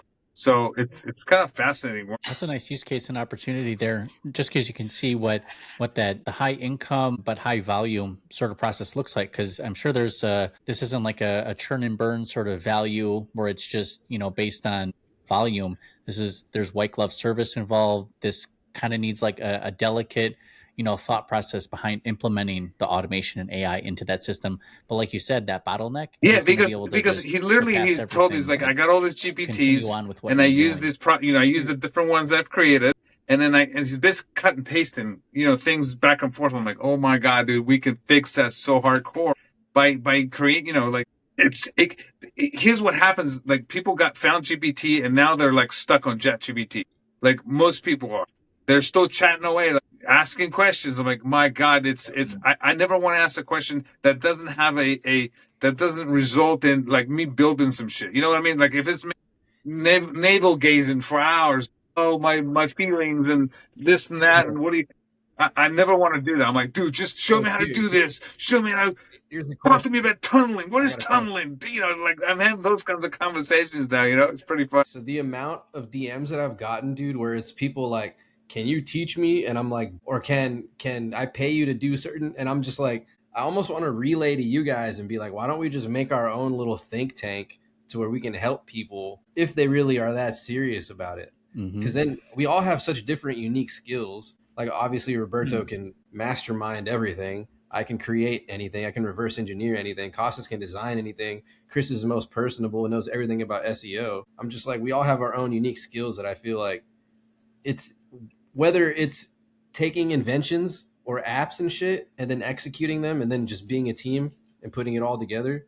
That's why immediately, I know, Chris, you haven't been in the chat, but the first thing I did was when I was done, I was like, I could go to my cousin, but I talk to you guys all the time also. So do y'all want to help with this shit? Because even if I could do it alone, I don't want to do it alone. You know what I'm saying? Right. And just the questions and back and forth. And another example is me and Roberto. The ideas I came with were absolute garbage, but Roberto, because I asked them, it made him think of things in a different way where he came up with more genius ideas. So sometimes I you said need that that. yesterday. I said that on our Signal chat. You weren't there, but I was like, dude, I just asked stupid shit, and then from my dumb questions, they went off into like other ideas that were perfect, you know? And so there is no dumb question. It's about sending y'all down another rabbit hole. Another idea for a viral website, dumbtosmart.com. So you enter the dumb idea and it's going to return you the smart idea. All you pay $5. That's actually Costas is really writing down tomorrow in openfluff.com. We find dumb to what smart. you really mean is blank. Uh-huh.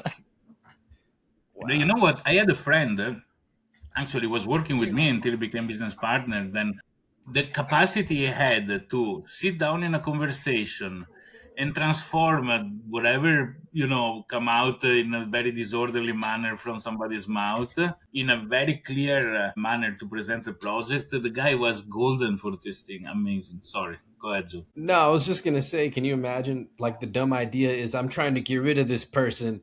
It's like, no, you should actually talk to them and sort it out instead of like, it's funny how guy. Like it's funny. Okay, the extreme. We of those often look ideas. for something. We're looking for something over here, right? And all of a sudden, this people are coming from this end, and they're asking us. They're wanting us. They want to hire us. They want to pay us. But we're like so focused on this girl. That's a good analogy.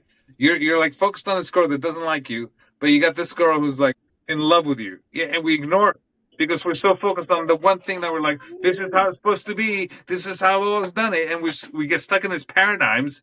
Hilarious. Like the microsite, right? Like sometimes what you we're want, blinded to the things that want to be with us, or it wants to manifest, or wants to pay us. Look here, take my money. But you're like, no, that's not the way I do it. I don't like. Okay, I used to do graphic design for many years. That's all I did, right? Print.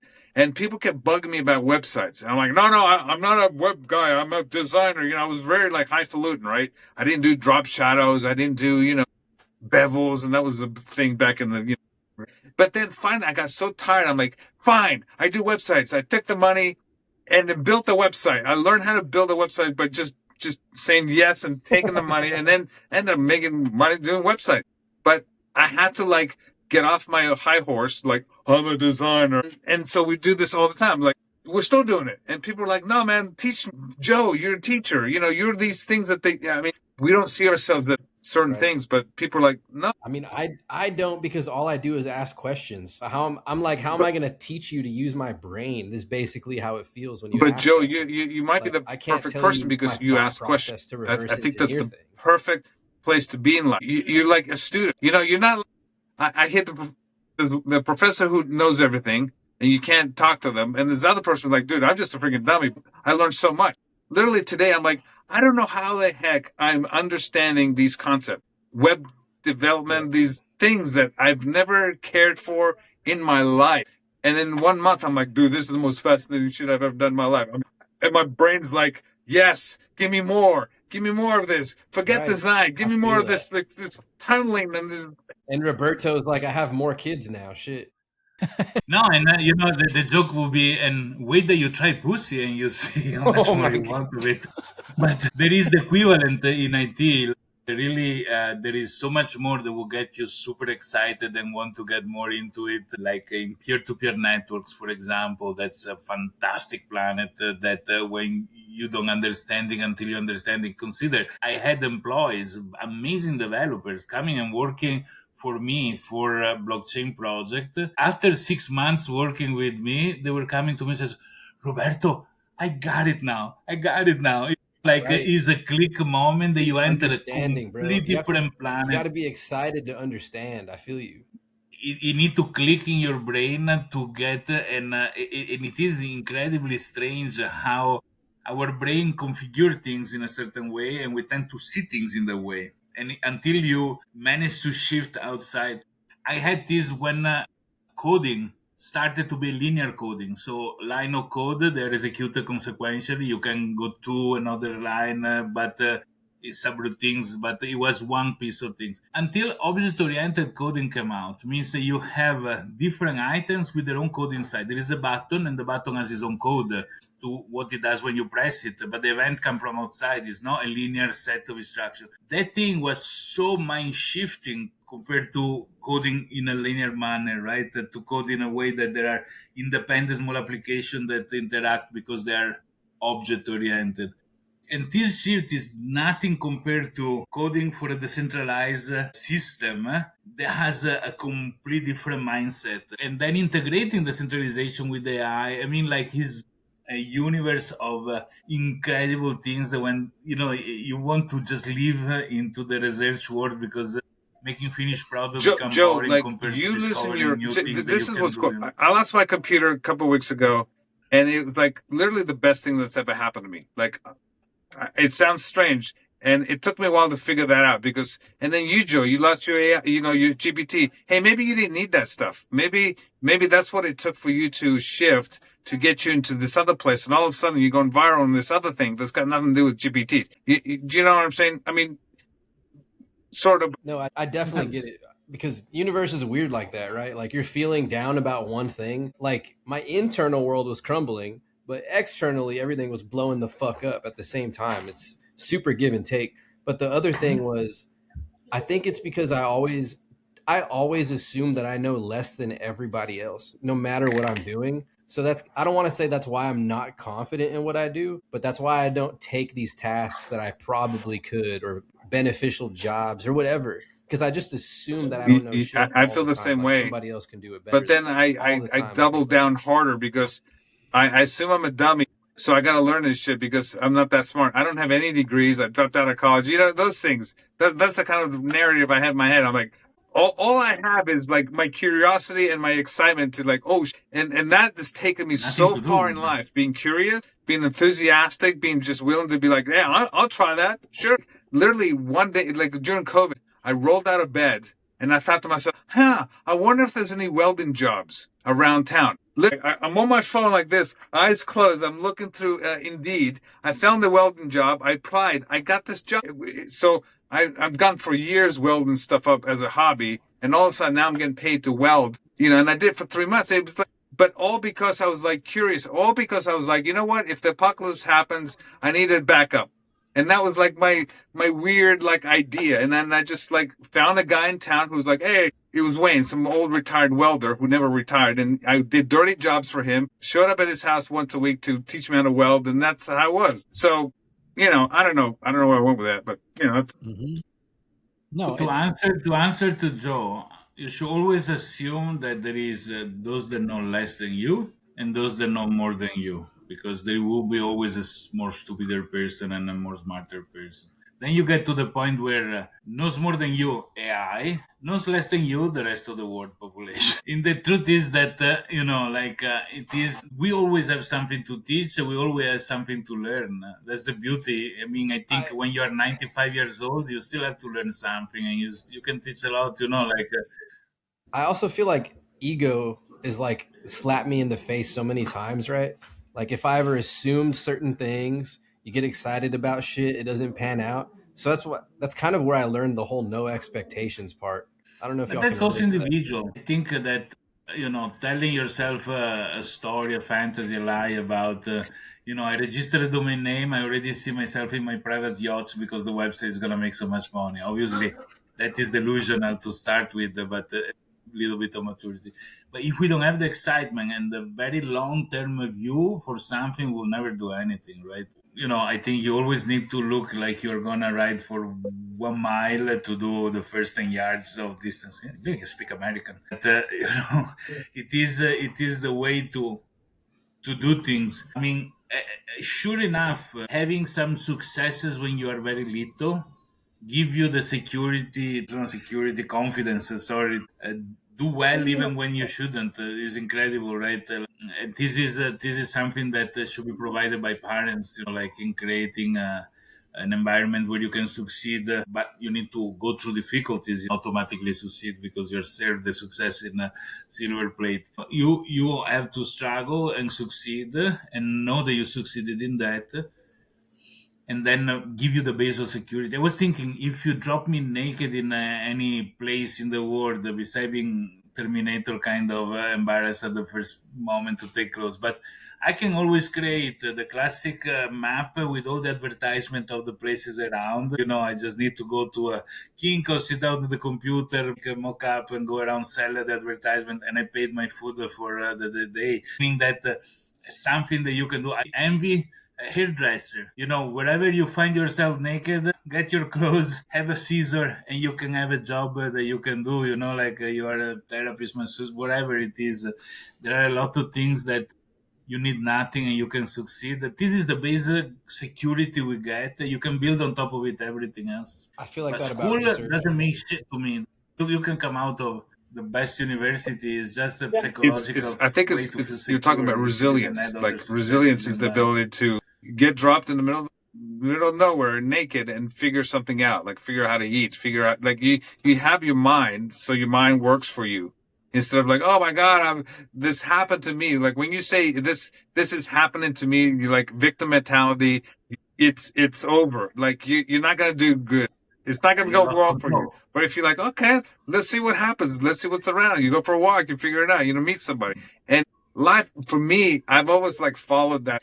Like, hey, this sounds like fun. I think I want to do it. And that's what's led me to one thing to another, to interesting opportunities. Like for me, like I woke up one day and I'm like, I think I want to glue pens to my car. Led to, some great clients. My car was in a movie on Netflix, like weird opportunities that I'd never had done unless I'd woken up one day and thought, this sounds like fun. Let's do it. I know it's a little weird. You never know.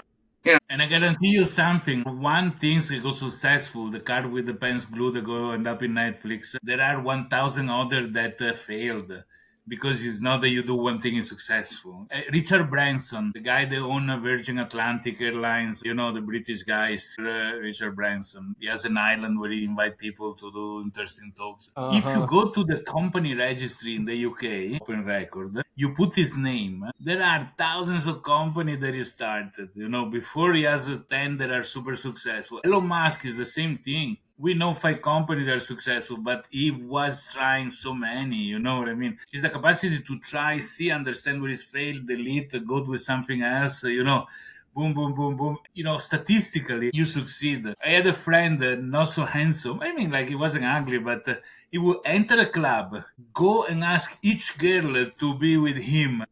And he always come out with one. Maybe not the best one, but he was using mathematics and statistics to find the girl for the weekend, because obviously, one will say yes, and it was just brave to do that. But that's really teach me the basis. Like try to sell a product. I remember sending faxes, thousands of faxes to all companies in Italy for software that was optical archiving. And we found somebody that says, we're searching for something like this. Your fax came out like you read our brain. It's not a statistic, and then we get a client. Chris, how does it work for you? Shit. Where you been all this time? How does what work? Sorry. So Joe Cat mentioned something. Roberto Costas jumped in. Roberto commented on Joe Cat. I was going to mention with Costas, yes, the enthusiasm. You don't need a degree. The enthusiasm and customer service, I think, change how people view you. If you're ambitious and willing to get something done, people resonate with that. But what was the rest of it? Is it when you're on hard times or lack security? How do you? I think it was just the whole. It started off with me saying like I don't assume that I know anything, but I also think that I can do anything. You know what I mean? At the same time. Yeah. Okay. I mean, kind of to build off a Joe Cat a little bit earlier, or even Costas, I think all of us, the business ideas that we think are going to go great.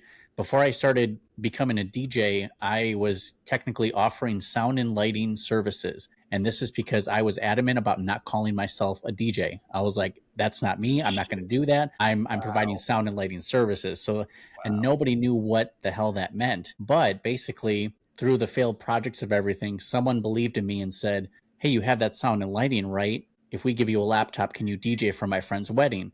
And that was my first ever wedding. And then that aha moment where I said, okay, maybe there's not enough in the sound and lighting, but there's money to be made in DJing. So that was what propelled me. And I think what motivates us is either the thought of changing, right, doing something different, basically the thought of not changing or staying the same overpowers that anxiety you have about trying something new. So that's kind of like that overcoming hurdle. But I think there's something about either a lack of security, just knowing that, okay, if I have bills to pay, I want X, Y, and Z out of life. How am I going to be able to get to that? The means to the end became the DJ service for me. And what started that eventually encouraged me to go back to school. And I did get a degree in marketing, but I was so adamant before that school wasn't for me. And I wanted to prove that you can make something out of yourself without a degree, because that's what all the companies that I worked for were telling me. You got to go back to school. Sure, we could give you this position, but it's not the same title and we'll have to pay you less, but you'll take on the same tasks. So that kind of, it kind of created this itch in me. So for me, it's the, lack of security, wanting more. It's so true, bro. Because I can do more than people that are being paid so much more than me just because I didn't go to school. Mm-hmm. But this is fucked up, guys. This is to end. This is wrong. I mean, I was sneaking in the University of Business Management to learn how to manage business, but I literally never registered in the university because I didn't even have an high school diploma. I was just sneaking in and following the lesson because the value was in the teaching, not in the title that I would get at the end. And I've been showing my middle finger to all the people that said I will never succeed, etc., etc. See, I'll take that back. I did go to school, but I didn't finish.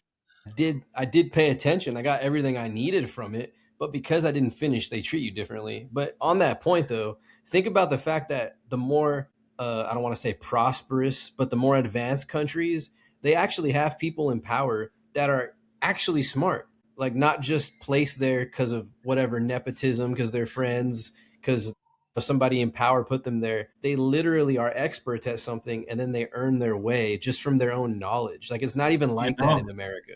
I tell you something, the friend of mine is an entrepreneur, multi-million-dollar businesses in security. He told me this, and it's actually true.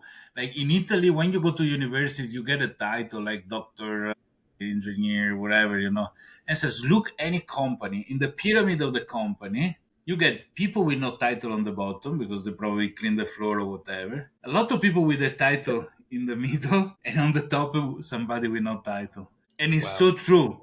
Yeah, you think all the top management things were dropouts? Elon Musk dropout, Steve Jobs was a dropout, everybody that actually want to build. There is the guy that has the bravery to start. And you hire people that went to the university. Said. All the D and C students hired the A and B students. Right. Wow. No, that's a good ass point because I know people that are literally the top of a company and they don't have a title. So yeah, I completely agree that was the goal. Nobody knows who they are. They don't want to be known. Yeah, but because university, you are made to be employed by somebody. But the person that employ you, he built the thing because he couldn't get employed. He built the thing because he couldn't get employed. That's what happened. That's probably the thing, or because he didn't want to go through the path. Like I cannot have somebody to tell me what to do. I go crazy. You know what I mean? In a certain way. If you look at the structure of having I don't know where I was going. Sorry. No, you're so right because you're making me think about how my own ADD causes conflicts everywhere I would work because I would find better ways to do things, but it's not how they want it done. So it's like there's conflict with anybody above me because I want to do something better, more efficient. I've turned down jobs. I've turned down jobs and told clients to go stuff it because they hired me for my knowledge, but they wanted to control how I did it. And it's like, bro, you hired me for my expertise. Leave me alone. Tell me what you need. Now get the hell out of my room. Stop bugging. Exactly. Right. It's like I can do it better than you want, but that's not what they want. They don't want better. They need you to have this low standard that they hired you for. But that's exactly why that's the position for people that learn to behave and obey, etc., etc. is a classic thing of the school. Why in the school everybody's sitting in the desk doing the things, learning to respect and obey to the teacher. Bring homework. The homework idea is scary like hell because as soon as you finish beating in school, you move to as an employee, sitting in a desk, obeying to the boss, doing the things and bringing work at home when it's not enough the time at the company. They are modeling people to become employed. So when you don't belong there, either you're above or below. Bro. Factory workers, because they never updated that. That's where it all Yeah, started. Ford invented schools to train workers. Insane. Wow. Dude, Ford was trying to pay people even more money, and they got sued. It's compulsory to go to school. You don't go to school, the police come get you. The parents, why the kids is not going to school. I mean, like, why this should be the case? I don't want them to be indoctrinated in a certain manner, Right. Take us away, Chris. Hit us with your thoughts. Oh, no, your mic is off. Your mic is off. Sorry, I try to mute it as I live on a NASCAR track outside of here. It gets really loud. I'm thinking, I'm sorry, it's a little past my bedtime or my schedule time, so I'm going to have to be hopping off. I don't know if I can provide more input to that, but I definitely agree that the ADHD minds are kind of built for entrepreneurship or business in some way. If businesses could find ways to utilize that type of talent, and I think they're very capable of it, and they could get great employees from us. But if we kind of go against the grain, we want to do things a little bit differently. We have a different thinking process. So if we could have a quote unquote 9-to-5 job that I could work 2 to 5 on the days that I feel like it, and if you're okay with it, I'm going to put in 12 to 16 hour nights when I get into my flow. That's kind of my tip. That's when I work my best. I can't be, demanded to work on a schedule and, feel fulfilled. Dude, it's so true because like ADD, bird's eye view. I can always like see from the top and I'm looking at patterns and stuff. And I can't help it. It's just the way your brain works. And then the idea that I see so far into the future that it actually depresses me, because I'm thinking 2-3 days, weeks away. And I know that it's going to come like super quick. Like I'm already living in that moment. So much so that I give myself anxiety ahead of time. So by the time it arrives, I feel nothing. So I dwell and I can get like super hot and feel the emotion. Like I'm actually there. Welcome to the curse. What can I say? That's crazy. But very similar. It's both a gift. It's a gift. I feel it. It's also comes with the dark side. You like what you're describing, Joe. It's like, I mean, like I've never like been in a group where like we're kind of similar minds. It takes me so long to do a project because I did 4 other projects before that. Like literally every day, it's like just do the one damn project. No, I got to do all these other projects to lead to the mental block. That's how the mind works. I don't understand, dude. And while you're working on one, you're so like, now you need AI to like keep like literally what I'm trying to do is like have it track all the stuff that I'm doing, so you can say, hey, this is what you're working on. These are all the side projects that you started. Like somebody to like keep track of it. Like that's really what I want in life is the AI, my buddy, to just keep track of all those thoughts, and then we can always revisit. You can always remind me, like, hey, this is a cool idea or something. Like that's what I want out of my experience with AI is a buddy to kind of remember the shit that I forgot 30 seconds ago because anyway. Mine's always like leveling me down, like telling me like if it's like really a big deal or not, if I'm overthinking some shit. Like I need it for the realism, to be honest with you. I believe that we're peaking. We are not representative. We are not representative of the average normal person, right? And that's probably keep us a little bit out of the ability to see what the average Joe would love, would like, would select, would choose, would spend money on, etc., etc. It is, I guess, it is also the reason why we are together as 4, because we belong. We are misfits. We are, people that in a way or another had to live life like this, I guess. But I'm happy. Like I do think, Chris, you need to get the app, bro. Come on, you can do this. You just have to download it. You know how to download stuff? Yeah. But we should really consider this business idea. Shut up, Chris.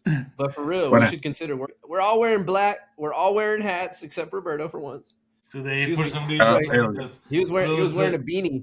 Bro was wearing a beanie yesterday. You should have seen it. Roberto made Roberto made that rule on episode 2, which Well, I that's- obliged and followed, and then he immediately decided I'm not going to wear a hat anymore. No, because I have a very strong headache today. He was so bored. the He was head bored. That's why he did it. Episode He's got the mind. He forgot. remembered. It's okay. It's hilarious. All right. He was like, it was for my Okay, headache. guys. We are close to the 2-hour mark. I guess Chris was already trying to politely say in it.